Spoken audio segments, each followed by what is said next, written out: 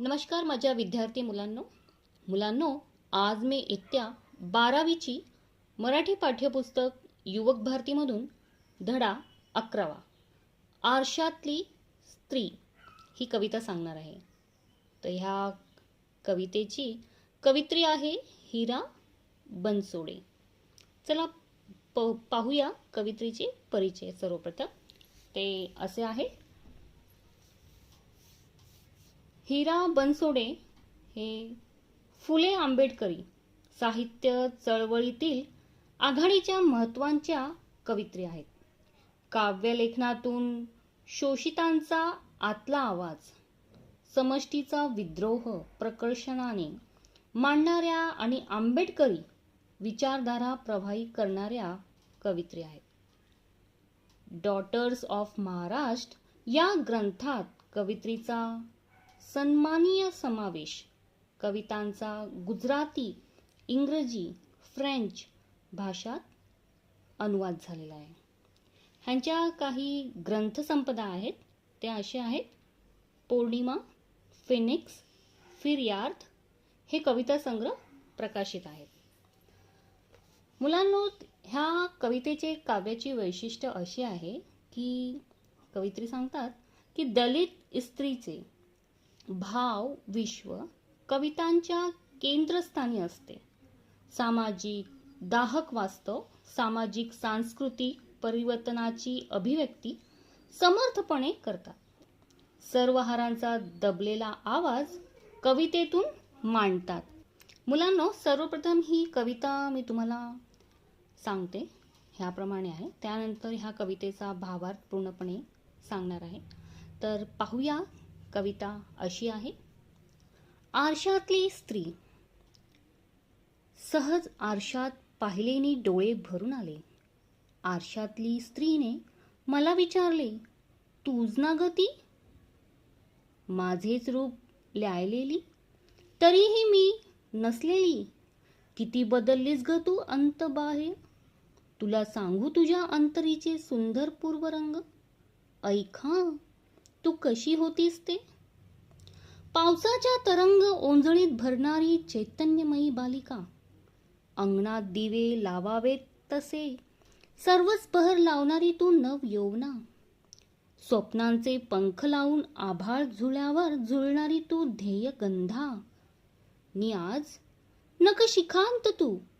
तू आहेस फक्त स्थित प्रज्ञा राणी. आरशात भेटलीस तरी बोलत नाहीस ग मन उलगडून. ओठ मात्र असतात पिळवटलेले, खसकन देह तोडलेल्या फुलासारखे. इतकी कशी वेढून गेलीस या घन गर्द संसारात. जळतेस मात्र अहोरात्र पारंपरिकतेचे वरदान समजून. अंगणात थांबलेल्या तुझ्या प्रेयस्तान्याला दार उघडून आत घेण्याचेही भान नाही ग तुला. बागेतली ती अल्लड जाईही पेंगुळते तुझी वाट पाहून पाहून. पण तू मात्र झालीस अस्तित्वहीन प्राण हरवलेली पुतळी. अनेकदा तुला मी अशी पाहते की काळीजच हंबरते. रात्रीच्या एकांतात तर हुक्का कंठात दाबून शिवत असतेस तुझे ठिकठिकाणी फाटलेले हृदय. निपद्राखाली झाकतेस देहामधल्या असह्य कळा. तिचे हे बोलणे ऐकताच मी स्वतःच हेतकळते. आणि अशातच ती मला गोंजारीत जवळ घेत अधिकारवाणीने म्हणाली, रडू नकोस खुळे, उठ आणि डोळ्यातले हे आसू सोडून दे शेजारच्या तळ्यात. नि घेऊन ये हातात नुकतीच उमळलेली शुभ्र कमळाची प्रसन्न फुले. मुलांनो, ही कविता फिनिक्स या कविता संग्रहामधून घेतलेली आहे. चला आता पाहूया आपण ह्या कवितेचा भावार्थ. ह्याप्रमाणे आहे की कवित्री त्या स्त्रीबद्दल काय म्हणतात. कवित्रीकडे सांगतात की संसारात पूर्ण बुडालेली स्त्री एकदा सहज आरशात पाहते. आरशात तिला पूर्वीचे मन तिच्याच रूपात दिसते आणि त्यावेळीच्या संवादाचे आत्मीय चित्र कवित्रीने रेखाटले आहे. ते कवित्री असे म्हणतात की संसारात गुंतलेल्या स्त्रीने एकदा सहज आरशात पाहिले आणि तिच्या डोळ्यात अश्रू उभे राहिले. आरशात तिचेच प्रतिबिंब होते, छाया होती. त्या आरशातल्या स्त्रीने तिला विचारले, तूच तीच आहेस जिला माझेच रूप लाभले आहे? तरीही तू मी नाहीसे. तू तर आतून बाहेरून पूर्णतः बदललीच आहे. तू पूर्वीची ती राहिलीच नाही. पूर्वी तू मनातून कशी होतीस ते सांगू का तुला? ऐक, मी तुला सांगते तू कशी होतीस ते. तुझी पूर्वस्मृती मी जागृत करते. तू पावसाच्या लाटा ओंजळीत भरून घेणारी, चैतन्याने भरलेली अल्लड बालिका होतीस. अंगणात दिवे उजळावेत तशी सर्व फुलांचे बहर सर्वत्र लावणारी तू बहारदार मुग्ध नवतरणी होतीस. स्वप्नांचे पंख लावून गगन झुळ्यावर झुलणारी तू ध्येय साध्य करणारी गंधिनी होतीस. आणि आज मी तिला या वर्तमानात तू अतिशय स्थिरचित्त अशी सांसारिक राणी झाली आहेस. तुझ्यातला अल्लडपणा, मुग्धता, ध्येयनिष्ठा हरवली आहे. आज तू मला आरशात भेटलीस तरी मन मोकळे बोलत नाहीस. डहाळीवरून जसे खचकन एका झटक्यात देठापासून फूल तोडून घ्यावे तसे तुझे ओठ म्लान, निपचित, पिळवटलेले आहेत. तू ओठातून तुझी वेदना सांगत नाहीस, मनातच कुडत चालली आहेस.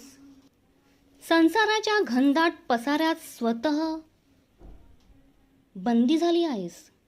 दिवस रात्र तू आतल्या आत मनाला जाळत ठेवले आहे.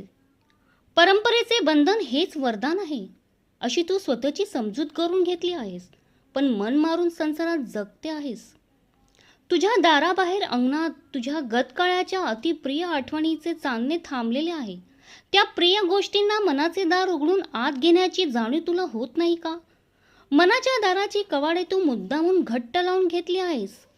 ज्या बागेत तू आनंदाने बागडलीच होती त्या बागेतली तुझी आवडती जुई तुझी वाट पाहून थकून पेंगळून गेली आहे. पण तुझी जीव नसलेली कठोर स्थिर पुतळी झाली आहे. तुझे मन दगडासारखे घट्ट झाले आहे. तुझे अस्तित्व हरवले आहे. असे तुझे अस्तित्वहीन व्यक्तिमत्व पाहून माझे काळीज वेदनेने आग्रते. रात्रीच्या एकांत प्रहरी तू गळ्याशी आलेल्या हुदका दाबून तुझे ठिकठिकाणी उसवलेले फाटलेले मन समजुतीने शिवत बसतेस. तनामनाला सहन न होणाऱ्या वेदना तू पदराने झाकतेस. आरशातल्या स्त्रीचे म्हणजे बाईच्या दुसऱ्या मनाचे बोल ऐकून आरशात बघणाऱ्या स्त्रीचे मन हेलावून गेले. स्वतःच्या अस्तित्वाचे भान देऊ लागले. तेव्हा त्या स्थितीत आरशातली स्त्री तिला गोंजारीत मायेने जवळ घेऊन कुरवाळीत हक्काच्या वाणीने म्हणाली, अशी उन्मळून रडू नकोस. सावर स्वतःला. उठ. डोळ्यातले अश्रू शेजारच्या तलावात सोडू दे. दुःखाला, वेदनेला, अजूनपर्यंत भोगलेल्या भोगवट्याला तिलांजली दे. विश्वासाने व उमेदीने पुढचे आयुष्य स्त्री सत्वाने जग. जा. त्या तळ्यात नुकतीच उमललेली कमळाची शुभ्रतम ताजी टवटवीत फुले हातात घेऊन ये. नव विचारांच्या कमळाकडून भविष्याच्या जगण्याची प्रेरणा घे. नव्या जिद्दीने व खंबीरपणे स्त्रीचे स्वाभाविक आयुष्य जग. परंपरेचे हे जोघड जुगारून टाक. मुलांनो, ह्या कवितेत कवित्रीने स्त्रीच्या गत स्मृतीची जाणीव करून देणे व त्यातून व्यक्तिमत्वाला उभारी व उमेद देणे, स्त्रीमधला आत्मविश्वास जागृत करणे हा या कवितेचा मुख्य भावविषय आहे. तर मुलांनो, तुम्हाला ही कविता समजलीच असेल. तर पुन्हा भेटूया. Go and subscribe to my channel. Also press the bell icon.